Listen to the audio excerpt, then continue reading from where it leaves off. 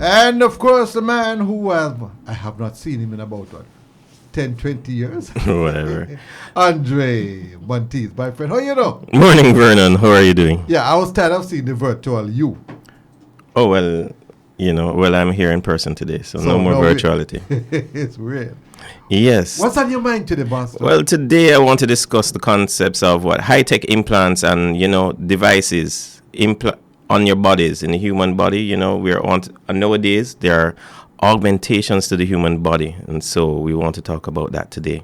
Yeah, me confused though. What do you hear? Well, not augmentation. I mean, what I'm talking about is the integration of technology within the human body. And actually, it's a very rapidly advancing field. Really? And yes, definitely. And it holds a lot of potential of improving our lives. I mean, recently, Elon Musk, since week, said that his firm, Neuralink, yeah, that's another one of his firms. He seemed to have a lot of firms. I didn't even know about this one until recently. Announced that the U.S. Food and Drug Administration, FDA, has approved the first human clinical trial of his brain implant. Right? Hold on. Brain implant? Well, not brain implant. They want to put a chip inside of the brain, and it connects to the electrodes, and basically it's thinner than a human hair, and it's powered by a battery that should recharge wirelessly. And what it will is like it will interface just like a computer, allowing you to send and receive signals to the brain. No, hold on. It'll take time with me. Mind me have a heart attack. No, but we've seen this in movies. So what is happening now, right before your eyes? The movies are now, changing into. So some Swiss researchers recently, brain implants allowed a paralyzed man to walk using his thoughts. So he thinks about walking, right? And he's able to move paralyzed parts of his body, right? So hold on now. I'm going to get into trouble, Right. So if I have a problem now. What kind of problem you thinking of? I can't say it on air, right? Everybody know what problem one can have or the men would have. Can they put something in my brain so just like I can walk, that equipment can operate? And right. I give you you're saying right it can happen? No, I'm saying yes. It is the feasibility of it is there now because you're thinking of like a prosthetic limb, right? And you think about what you want to happen, and basically it will do what you want to do, right? So it's a lot of recent achievements have been. So people who have lost limbs, they have implemented high-tech prosthetics that allow them to regain full functionality. You have people that can't walk anymore. They have the arm, or they get a bionic foot, right? So the advancements in bionics, and also the materials that we're using now. No longer you're not thinking about those heavy materials. You're thinking more like carbon fiber. Right. And, very strong materials, but light. You're able to develop prosthetic limbs out of it. And you are able to directly control it by your thoughts. So this is basically research going on now. Part of it, they've shown that it's been able to be put in practice. But come to think about it, Andre, if I look back at the developments during my time, then I can just imagine what will happen next 10, 15, 20 years. Right. But this has been going on for a good while because back in the day, there's a term now. Before, they used to have another area of integration is biohacking. Biohacking. It's a term where individuals used to modify their bodies and put in high-tech implants and devices. Like this guy, he wanted to be able to can open his door without having to fumble for keys. So what he did was implant a IR chip, and basically he's able to walk in front of his door. It picks up that he's there, and he's able to walk in. It picks up, okay, you're here, you can go in, just for him. But he actually implanted the chip within his body. Yes, I've heard of that. We've heard about that. Right, a couple of years back you saw it, right? So right now, a lot of breakthroughs. Biohacking is a movement that started it, and now people are using it for beyond the traditional medical applications. Yes, just hold that for me. Well, you're listening to Redeem FM, coming to you live from Kingston, Jamaica. It is now exactly 11 o'clock. And this sponsored hour between 11 o'clock and 12 noon is brought to you by Cubex Wealth Management. Cubex Wealth Management, making more possible. Back to you, Andre. Right. So as I was saying, you have these biohackers that implant NFC, well, near field chips. These are small chips that are normally in your Right. phone, and you're able to share information. So think of all the things that you could do with your phone. Go back to, I've seen movies in where you answer the phone via your hand. You pick Yes. up, you're able to dial via your fingers. So we're basically going to that generation now that we're going to be implanting all these devices within our bodies and also augmenting our bodies with these. Because remember, what came out not too long ago was the Google Glass, where Right, you'd have right. the virtual interface of the glasses with around you. You could look on, well, their ad showed that you could look on like flowers, and it would search and basically identify the flowers, show you within the interface of the glass. Right? And that is a reality, because even on the internet, you take pictures, you can You take pictures, it can right? tell you what it is and so Right. on. So right. everything is working Oh, together. by the way, that is really fantastic. If you have an electrical gadget or so on or part, Right. and you have software where you just look at it and it can tell you Right, exactly and what- there was software also. You could even listen to tunes, and it could identify, like the sound. You play a tune, you don't Yes. know who it is, you don't remember who made it. You play it into your phone. It tells you, okay, this is. Well, the other one called Shazam, Little I Birds. think, which Yeah. allows you to listen to music. But that one you're telling me about, no, that's quite Right. more And advanced. this, you can see the steps that Right. we take little steps, and we're basically moving up and down. But however, we need to be concerned about the ethical considerations around these technologies, because there are potential risks. As I said, there's always a double-edged sword. There are potential risks and challenges associated with integrating the technology into your human body. Right? Because first of all, you have to think about people gaining unauthorized access to your body. Remember your hand. Could you imagine somebody gaining access to your hand and using it? Or another thing like your No one, they pacemaker. get smart, man. They make sure they tune into your DNA, so you put it to another body. It don't work. I just Right. be creative. Yeah. Well, even that, you Yeah. thinking about it, another person is going to try and make that Yes, happen. yes. Right. Thinking about your pacemaker. I've seen where movies also Yeah. where hackers go in and they decide to ransom you. Tell them they will stop your heartbeat because, What Lord right? have his So you have to mercy. think about that, and security measures need to be robust to protect individuals from those malicious activities, right? And your privacy and all of that. You don't want your information. But with the technology, do we really have any privacy again? Because anyway, you're going to get information from you. You download the application, you register for something. I went That- to a site the other day, for example, to apply for something, and asked me whether I'm female, male, or binary. I was a little bit confused because I learned binary from my as maths. one and zeros. So I was trying to figure Right, out what that- and that debate continues within the Yes, the media. But yes, there is a lot of information. Basically, to offer services, these systems need to garner more information from us to be able to artificial intelligence is basically a learning technology, so it needs a lot of information. Now, there's also need to be a focus to make the security more robust, so that people's information is not out there, because they are collecting a lot of information. So there needs to be a balance to safeguard individual rights. And let's talk about speaking of the future and on the horizon. What may be promising also is that you might have direct brain communication between external devices, because they have a lot of developments going on in nanotechnology. And What is nanotechnology, these are microscopic technologies. Remember, I was talking about the brain interface being so small that it could, it's a little chip inside of your head, and it's very small and it's not going to be taken up. But in the future, they're saying that, they are going to bring in nanotechnology, and you can use it in unimaginable ways. You'll be able to even use it in the healthcare industry. They plan to use it to hunt down viruses or replicate or repair damaged cells. There are many possibilities that you can move this technology to. But it's a fascinating field, and I think there's going to be a lot of things going on with it. But I know, we're just looking out there, and we're looking at all the advancements out there, and we look at all the applications that we can do with them. And as I said, your imagination is key. Yes. Right. Because I must tell you, as a youngster, I used to think some weird things that I now realize it's not real. You realize that back in the day, who used to think that we would be driving electric cars? Yes. Right. As a matter of fact, I tell you, when I was at high school, I just had ideas, but the other guy, his name is Scott.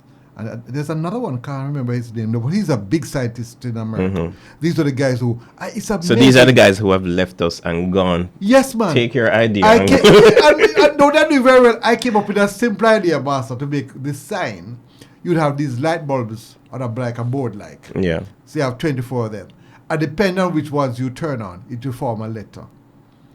And they actually worked on it. And basically that's the whole concept of pixel and so on. Right. The television, those big signs that are up there, they've miniaturized it to the, the small ADs. Now we have screens that can bend and fold. You have also now technology where we are basically transmitting 3D images out. So you're not even using a screen. You're just pushing light into the air. I mean, the technology keeps on increasing. So hold on. I know I saw something at the expo, but how do you put the light into the air to form that? I've never seen it, but what I saw at the expo is that they have a fan I think with a fan, not a real fan, but it has probably about 4 prongs. I think you have the one. It's a spinning fan, and it would light. But it gives you a 3D effect. Like I saw, for example, tricking your eye. Yes, it looked like a hamburger. Let me tell you something. It looked really like a hamburger floating in the air. Right. No. We look at it, I'm quite fascinated. And I say, I don't know, if you take that burger and eat it and just hold it. You see why I think so? I think a girl just there, just push her and grab it. Very frightening. It gas only one hand, you see. Right. And also how we interface with computers nowadays. Right. That is changing also because, there's also research in sending smells across the internet. I heard about that. Right. So so when you're going to advertise your food, or you'll be able to send it? You can actually send... The theory is that you'd actually be able to send the smell of your food or even, the feelings. They've integrated interfaces that...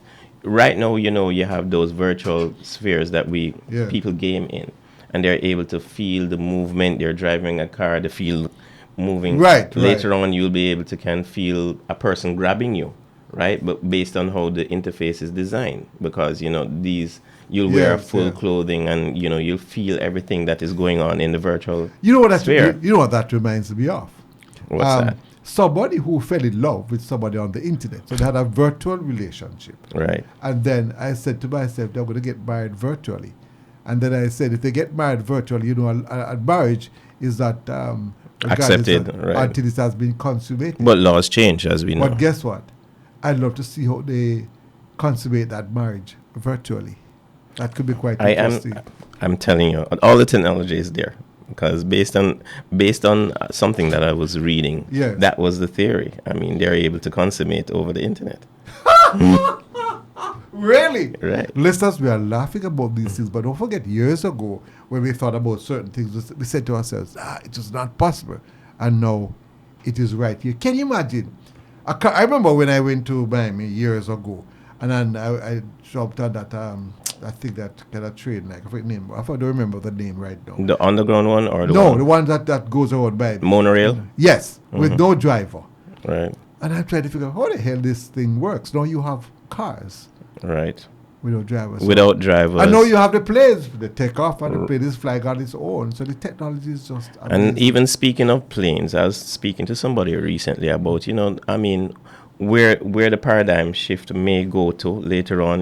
We used to think about, it will still probably be expensive for a while, but, think of you being able to leave from the States and go to Europe in a matter of minutes. 15 minutes, I'll be in China, whereas normally it's a 3-day trip. Right. Right? So, think of all the technologies that we are working on. You see, Mr. Musk is using, the spaceships, and that is where he's thinking of going. He wants to be able to in 5 minutes, he wants to be able to travel to China. I hear he's in China this week too. So I don't know what he's discussing with the Chinese. As I mentioned, that I saw a story that a Jamaican is now going up into space. It's a Jamaican American. Really? Yeah, man. That's interesting. Right. And of course, well, we're everywhere. Right. Right. We're everywhere. We're everywhere. Because I remember The seeing. only place they first to go to is in the White House, and we near to there too. Actually, we have friends there. I hear. Right. So, I mean, we're everywhere. And as I said, we have to look at the technology. We have to look at how it affects our living every day and see how we can, think about future technologies to help our Jamaica here. Because that is it. I mean, Jamaica needs to think about. I know that there are initiatives right now. I see some of the initiatives being put in place with, the,